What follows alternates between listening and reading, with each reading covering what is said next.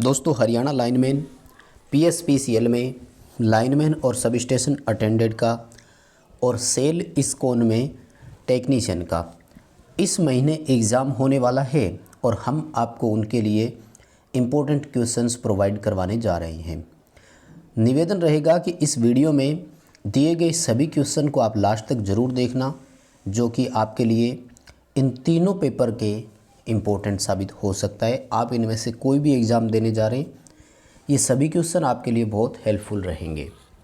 विस्तार से पूरी तरह एक्सप्लेन करके हम आपको समझाएंगे कि इनका उत्तर ये क्यों और कैसे आया, इसलिए आपको भी ये क्वेश्चन अच्छे से समझ में आ जाएंगे, ऐसा मेरा मानना है। लास्ट तक देखना वीडियो को, मुझे कमेंट करके ज़रूर बताना आपको क्वेश्चन कैसे लगे और वीडियो को लाइक शेयर ज़रूर कर दीजिएगा अच्छा लगे तो, ताकि इस तरह के क्वेश्चंस हम आप तक और पहुंचाते रहें। अपने दोस्तों को शेयर ज़रूर करें। दोस्तों आप हमारे चैनल पर नए हैं, आपने चैनल को सब्सक्राइब अभी तक नहीं किया तो ज़रूर चैनल को सब्सक्राइब कीजिए। चैनल पर आपके लिए बहुत से नोट्स अपडेटेड है। आपने अगर हमारा एंड्रॉयड ऐप अभी तक डाउनलोड नहीं किया तो कर लीजिए, इस वीडियो के डिस्क्रिप्शन में लिंक है। आइए दोस्तों आज के क्वेश्चनों से शुरू करते हैं। क्वेश्चन हिंदी इंग्लिश दोनों में लिखे हैं तो आपको हर भाषा में समझ आ जाएंगे, उम्मीद करता हूं। चलिए दोस्तों सवाल नंबर 1 से हम स्टार्ट करेंगे। क्वेश्चन पूछा गया है कि हाई फ्रिक्वेंसी ट्रांसफॉर्मर्स की उपयोग के लिए किस प्रकार की कोर का उपयोग करना चाहिए। दोस्तों ट्रांसफॉर्मर की कोर जनरली 3 तरह से हम लेते हैं। सिलिकॉन स्टील की लेते हैं, फेराइट कोर की लेते हैं और एयर कोर लेते हैं, यानी बिना किसी कोर के बनाई जाए। ये तीनों फ्रीक्वेंसी पर डिपेंडेंट होती है, ध्यान रखना, क्योंकि ट्रांसफार्मर में अगर कोर होगा तो कोर में लॉस भी उत्पन्न होगा, जिसको हम कोर लॉस, लोहे हानि या फिर हम उसको फिक्स लॉस के नाम से भी जानते हैं।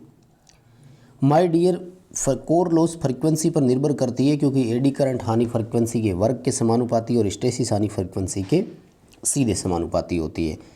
यानी जैसे जैसे फ्रीक्वेंसी बढ़ती जाएगी कोर लॉस वैसे ही बढ़ता जाएगा। तो क्या किया जाता है मैं आपको सीक्वेंस से बता दूं। पावर ट्रांसफार्मर के लिए तो पावर ट्रांसफार्मर जो होता है ना, ये 50 हर्ट्ज फ्रीक्वेंसी पर होता है, जो कि केवीए या एमवीए में रेटिंग वाला होता है। जनरली अपने जो होता है उसके लिए सिलिकॉन स्टील की कोर होती है, ध्यान रखना। यानी पेपर में सवाल पूछ लिया जाए कि पावर ट्रांसफार्मर की कोर किसकी होती है तो सिलिकॉन स्टील। जब हाई फ्रिक्वेंसी यूज आपसे पूछे तो फेराइट कोर करना है, जैसा कि इस क्वेश्चन में पूछा है, आपको बी करना है। और अगर आपसे ultra high frequency, very high frequency इनके बारे में पूछे तब आपको एयर कोर करना है, क्योंकि अल्ट्रा हाई फ्रिक्वेंसी में सीधी सी बात है आयरन लॉस भी अल्ट्रा हाई ही होगा, उसको हमें बचाना है। अब बात आती है एक ये डी ऑप्शन, गुरुजी ये कब करेंगे कि जी है ना, cold rolled grain oriented, CRGO cold rolled grain oriented बोलते हैं।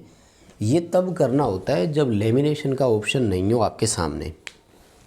कई बार आता है ना ट्रांसफार्मर की कोर कैसी बनी होती है, तो या तो कर दो कि लेमिनेटेड होती है, एंड जब लेमिनेटेड का ऑप्शन नहीं हो तो फिर हमें cold rolled grain oriented option के साथ जाना होता है। ठीक है दोस्तों, अब ये क्वेश्चन अगर आ जाए तो आपको इसका बी करना है उत्तर। ठीक है, आइए अगले सवाल की तरफ बढ़ते हैं। सेकंड सवाल आपकी स्क्रीन पर है कि what is the conditions to obtaining maximum efficiency from transformer. Very important question, very easy question, आप सभी भी कर सकते हैं। जब कॉपर लॉस आयरन लॉस के बराबर हो तो एक ट्रांसफार्मर अपनी अधिकतम दक्षता पर काम करता है। दोस्तों ये तो था हानियों के बारे में, लेकिन अगर लोड के बारे में आ जाता है, जैसे कि हमने सुना है कि ट्रांसफार्मर की एफिशिएंसी 98% होती है, तो ये एक रेंज में होती है, 92% से 98% देता है, तो ये इसके भार के साथ बढ़ती है। जैसे ध्यान से समझिएगा, मान लीजिए कि ट्रांसफार्मर की रेटिंग 100 kVA की है, तो अगर ट्रांसफार्मर पर भार 70 kVA है और अगर ट्रांसफार्मर पर भार 80 kVA है और अगर ट्रांसफार्मर पर भार 90-95 kVA है, तो दोस्तों इन तीनों में सबसे कम एफिशिएंसी 70 kVA पर आएगी, सबसे अधिक एफिशिएंसी 90 kVA पर आएगी। यानी भार भी पर्याप्त हो तब रेटिंग के साथ अधिकतम दक्षता आती है।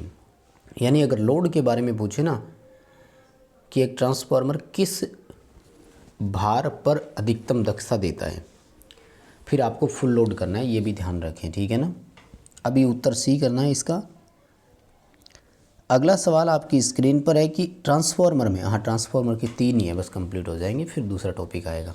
एक एक टॉपिक से 3 से 4 क्वेश्चन मैंने लिए हैं और लगभग सभी टॉपिक आपको कवर करवा देंगे एग्ज़ाम से पहले, ठीक है। बस चैनल के साथ आप तो बने रहो, सब्सक्राइब कर लो, नहीं किया तो नोटिफिकेशन ऑन रखो, वीडियो को लाइक शेयर और कमेंट, ये तीनों काम ज़रूर कर देना। मुझे बताना ज़रूर आपको क्वेश्चन कैसे लगे। ट्रांसफार्मर पर ओपन सर्किट टेस्ट से कौन सी हानि ज्ञात करते हैं। दोस्तों ट्रांसफार्मर में 2 हानियाँ होती है, एक को कोर लॉस बोलते हो, लोहे हानि भी बोल सकते हैं यानी आयरन लॉस, और दूसरे को कॉपर लॉस बोलते हैं। और कॉपर लॉस को वेरिएबल लॉस और कोर लॉस को फिक्स लॉस यानी नियत हानि भी कहा जाता है। तो कॉपर लॉस जो है ये शॉर्ट सर्किट टेस्ट से ज्ञात होता है और कोर लॉस जो है ये ओपन सर्किट टेस्ट से होता है। तो अभी आपका डी उत्तर सी हो जाएगा। वैसे अगर ध्यान रखें तो नो लोड टेस्ट भी एक ऑप्शन होता है और उसमें फिर ध्यान रखना मैग्नेटाइजिंग घटक या मैग्नेटाइजिंग धारा ज्ञात करने के लिए होता है। इस पर मैंने डिटेल से एक थ्योरी की क्लास दी हुई है दोस्तों। ट्रांसफार्मर पूरा आप अगर मेरे थ्योरी वाले चैप्टर से पढ़ेंगे तो शायद ज़्यादा बेटर रहेगा। 4th क्वेश्चन की बात करेंगे तो वो पूछ रहा है कि ट्रांसफार्मर के तेल में क्रिकल टेस्ट से किसका निर्धारण किया जाता है। Very important question, very nice question, बहुत अच्छा क्वेश्चन है क्रिकल टेस्ट के बारे में, क्योंकि बहुत कम स्टूडेंट ने सुना होता है। देखो मैंने कई बार बताया था आपको, ट्रांसफार्मर का जो तेल होता है ना, उस तेल में वाटर कंटेंट होना ज़रूरी होता है, पानी पाया जाता है और वो ppm में लिया जाता है, पार्ट पर मिलियन में। अब बहुत ज़्यादा नहीं हो जाए क्योंकि वो फिर इंसुलेशन कम कर देगा, ऑयल का ब्रेकडाउन हो जाएगा। इसके लिए हमें समय समय पर क्रिकल टेस्ट करते रहना होता है। और क्रिकल टेस्ट जो होता है ट्रांसफार्मर में मॉइस्चर का पता करता है, तेल में नमी बताता है कितनी है। बी ऑप्शन के साथ जाना। अगला सवाल दोस्तों मीटर वाले चैप्टर से शुरू हो गया, 5वां क्वेश्चन आपका। सवाल कह रहा है एक निरपेक्ष उपकरण निम्न में से कौन सा है। एब्सोल्यूट, 2 तरह के इंस्ट्रूमेंट होते हैं, एब्सोल्यूट इंस्ट्रूमेंट और सेकेंडरी इंस्ट्रूमेंट, या फिर प्राइमरी और सेकेंडरी बोल दो, बात एक ही है। निरपेक्ष वो होते हैं जो केवल हमें राशि की प्रेजेंस बताते हैं, हमें ये बताते हैं कि वैद्युतीय राशि है अथवा नहीं।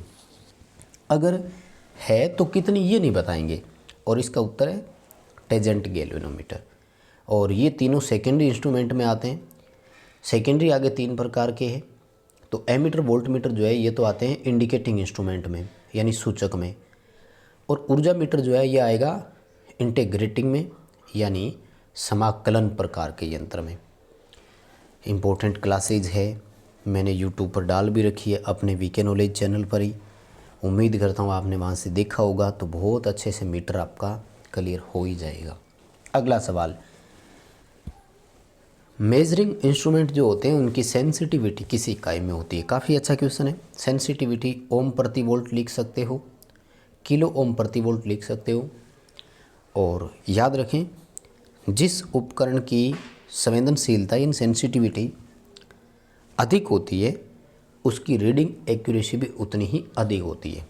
यानी एक 10 किलो ओम और एक 20 किलो ओम प्रति वोल्ट वाले हैं, तो 20 किलो ओम प्रति वोल्ट सुग्राहिता वाला वोल्ट मीटर अधिक शुद्ध रीडिंग देगा।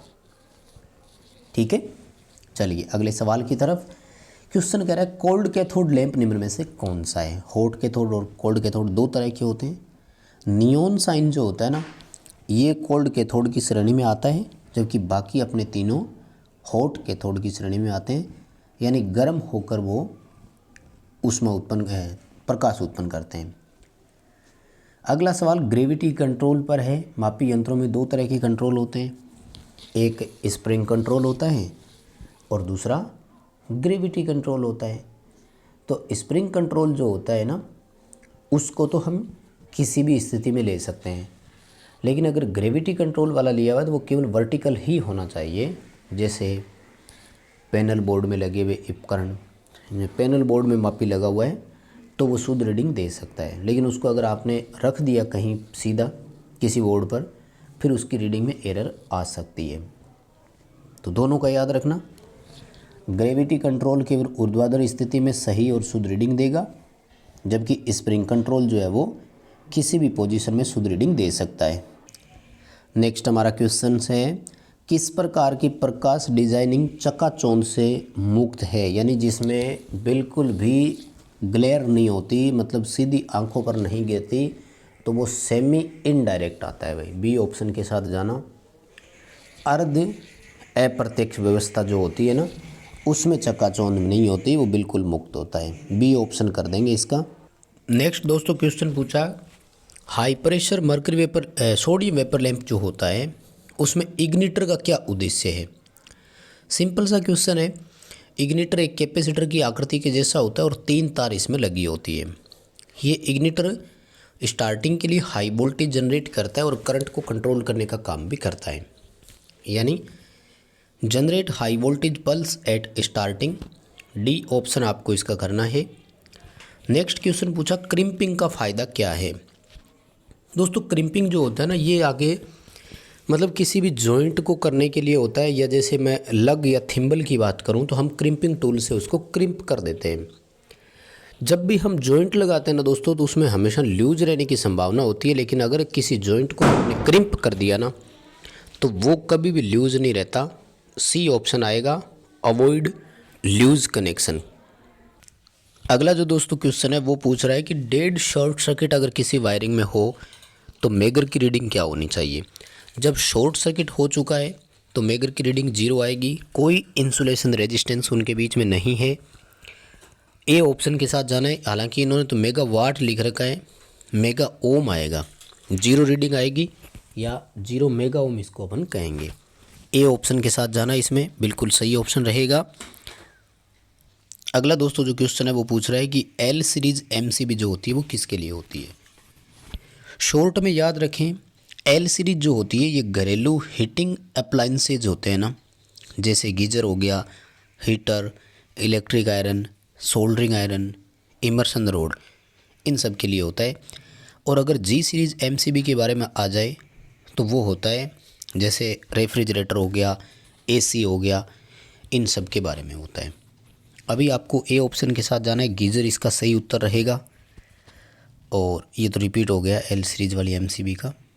और नेक्स्ट क्वेश्चन है दोस्तों कि उपकरण अर्थिंग की तुलना में सिस्टम अर्थिंग जो होती है वो क्यों यूटिलाइजेशन में उससे अलग है। दोस्तों अर्थिंग 2 तरह की होती है, एक को उपकरण अर्थिंग बोलते हैं और एक को सिस्टम अर्थिंग बोलते हैं। इसकी मैंने कंप्लीट क्लासेज लगाई भी है, और अगर आप थ्योरी की क्लासेज देखेंगे तो इनको बेहतर तरीके से समझ पाएंगे। सिस्टम अर्थिंग में क्या होता है कि सिस्टम में ही अर्थ कर दिया जाता है, यानी जहाँ जनरेटर या ट्रांसफार्मर से एक डिस्ट्रीब्यूशन के लिए लाइन निकलेगी वहीं पर उसको अर्थ कर दिया जाता है। तो इससे क्या होता है कि ये सभी को 200 से बचाव करेगा, और इसके जो अर्थिंग का पार्ट्स होता है वो करंट कैरिंग चालक होते हैं, उनके साथ अर्थ करता है। सी ऑप्शन के साथ जाना है इसको आपको। ये धारावाही चालकों से भी संबंधित होती है, क्योंकि जनरली हम करंट जो है ना अर्थिंग वो नॉन करंट कैरिंग पार्ट्स की करते हैं जब उपकरण अर्थिंग की बात आती है, क्योंकि उपकरण में तो हम धात्विक बॉडी को ही अर्थ करते हैं। लेकिन सिस्टम में क्या किया जाता है, न्यूट्रल को अर्थ किया जाता है, और जब अनबैलेंस होता है तो न्यूट्रल करंट कैरिंग पार्ट होता है। सी ऑप्शन के साथ जाना, इसमें धारावाही चालकों से संबंधित है। अगला क्वेश्चन है, घरेलू वायरिंग स्थापना में लीकेज करंट का मान कितना स्वीकार्य है। तो फुल लोड करंट का 1/5000वां भाग मान्य है। अच्छा क्वेश्चन है, और आपको शायद ये पहले से ही पता भी होगा क्योंकि हमने इस तरह के क्वेश्चंस को पहले बहुत किया है। वायरिंग के पावर सब सर्किट में अधिकतम कितना लोड हो सकता है, तो 3000 वाट का है, और अगर लाइट एंड फैन का आ जाए तो कितना होता है, 800 वाट का होता है। डी ऑप्शन के साथ जाएंगे इस क्वेश्चन में तो हम अभी के लिए। और अगला क्वेश्चन है, वायरिंग के लूपिंग सिस्टम में फेज़ कहाँ से लगाया जाता है। लूपिंग सिस्टम में क्या होता है दोस्तों, जहाँ सप्लाई आपने दी है वहीं से नेक्स्ट के लिए लूपिंग निकाल दी जाती है। तो जो सॉकेट के कनेक्शन दिए जाते हैं ना, वहाँ से आगे फर्दर लूपिंग निकाली जाती है। डी ऑप्शन आएगा इसमें, लूपिंग वाला सॉकेट कनेक्शन के लिए सही रहेगा। अगला क्वेश्चन है कि रेजिडुअल करंट सर्किट ब्रेकर, यानी जो RCCB होता है, पहले इसको ELCB बोलते थे, वैसे ELCB दो तरह की है, वोल्टेज चालित और करंट चालित। जब ELCB करंट चालित होती है तो उसको RCCB यानी रेजिडुअल करंट सर्किट ब्रेकर कहा जाता है। ये हमें किसके अगेंस्ट सुरक्षा प्रदान करती है? तो काफ़ी अच्छा क्वेश्चन है ये, क्योंकि आपको इसमें D और A दोनों सही लगेंगे। ये कह रहा है लीकेज करंट से बचाव करेगा और ये कह रहा है झटके से बचाव करेगा। तो दोस्तों वैसे तो दोनों ऑप्शन सही है, लेकिन अगर हम ऑप्शन दोनों में से एक चूज करने की बात करें तो A ऑप्शन चूज करना है, क्योंकि देखो करंट लीकेज तो फॉल्ट आएगा तो होगा। सर्किट ब्रेकर का काम फॉल्ट को रोकना नहीं है, फॉल्ट को आने से रोक नहीं सकता वो, उसका काम है फॉल्ट को डिटेक्ट करना। अगर करंट लीकेज होता है बॉडी में किसी भी कारणवश तो लीकेज करंट तो हो गया, लीकेज करंट को तो नहीं रोक पाया, लेकिन उस लीकेज करंट को तुरंत उसने ज़मीन में भेज दिया ताकि किसी कार्मिक को, किसी ऑपरेटर को विद्युत झटका ना लगे। ये ऑप्शन करेंगे, protection against short circuit shock, electric shock. ठीक है। और नेक्स्ट हमारा क्वेश्चन है कि परिपथ का कुल आउटपुट वोल्टेज कितना है। दोस्तों 3 सेल सीरीज में जुड़े हुए दिखाए हैं, 1.5 वोल्ट का प्रत्येक है। अब इसका उत्तर 4.5 वोल्ट नहीं आएगा, पहले ही बता दूं आपको मैं। बीच वाले सेल को आप ध्यान से देखो कि वो रिवर्स में जुड़ा हुआ है। जब सीरीज में एक सेल उल्टा जुड़ जाता है तो वो सही जुड़े हुए सेलों की वोल्टेज का अपोज करता है, यानी ये सही जुड़े हुए एक सेल की वोल्टेज को भी और डिस्चार्ज कर देगा और फाइनली वोल्टेज एक सेल के बराबर ही बचेगा। हमारे इस क्वेश्चन का आंसर बी आएगा, 1.5 वोल्ट ही हमें मिलेगा, ना कि 4.5 वोल्ट। बी ऑप्शन के साथ हमें इसमें जाना है। और नेक्स्ट हमारा जो क्वेश्चन है वो है लिथियम सेल की आउटपुट वोल्टेज कितनी होती है। तो लिथियम सेल का जो आउटपुट वोल्टेज है वो 2.5 वोल्ट होता है। प्राइमरी सेल की श्रेणी में इसको रखते हैं हम, और प्राइमरी सेलों में सर्वाधिक वोल्टेज इसी सेल की है। 2.5 वोल्ट से लेकर 3.6 वोल्ट तक ये हमें प्रदान कर सकता है। अगला सवाल है कि हमें कम समय में हाई रेट से बैटरी के आवेशित होने के लिए कौन सी विधि अपनानी है। यानी थोड़े समय में बैटरी को ज़्यादा दर पे चार्ज करना है तो उसको बूस्ट चार्जिंग बोलते हैं। देखो चार्जिंग अलग अलग तरह की होती है। ट्रिकल चार्जिंग तब होती है जब लंबे समय तक बहुत कम धारा पर चार्ज करना हो। इनिशियल आवेश का मतलब होता है कि एक नई बैटरी डिस्चार्ज होने के बाद आपने पहली बार चार्ज लगाया। फ्रेशनिंग आवेश का मतलब होता है निर्माता ने बैटरी को पहली बार चार्ज किया। तो चारों का याद रखें, एक बार दोबारा बता दूं। इनिशियल चार्ज का मतलब होता है उपभोक्ता के द्वारा बैटरी को पहली बार चार्ज करना। बूस्ट चार्जिंग होता है हाई रेट पर बैटरी को चार्ज करना। ट्रिकल चार्जिंग होता है लो रेट पर बैटरी को चार्ज करना। फ्रेशनिंग आवेश होता है निर्माता के द्वारा बैटरी को पहली बार चार्ज करना। अगला हमारा सवाल है, लेड एसिड बैटरी में बकलिंग दोष का प्रभाव क्या पड़ता है। देखो बकलिंग से प्लेटें मुड़ जाती है, बेंडिंग ऑफ इलेक्ट्रोड आएगा, प्लेटें मुड़कर शॉर्ट हो जाती है। क्यों हो जाती है? अगर हम उसको ओवर चार्ज करेंगे या हेवी डिस्चार्ज करेंगे, यानी ज़्यादा करंट पर चार्ज करना या ज़्यादा करंट पर डिस्चार्ज करना, दोनों से ही बकलिंग दोष होता है। तो बस दोस्तों यही थे आज के 25 क्वेश्चन। उम्मीद करता हूँ आपको क्वेश्चन पसंद आए होंगे। लाइक ज़रूर करना, कमेंट करके मुझे ज़रूर बताना आपको क्वेश्चन कैसे लगे। चैनल पर नए हो तो सब्सक्राइब करना, दोस्तों को शेयर ज़रूर करना।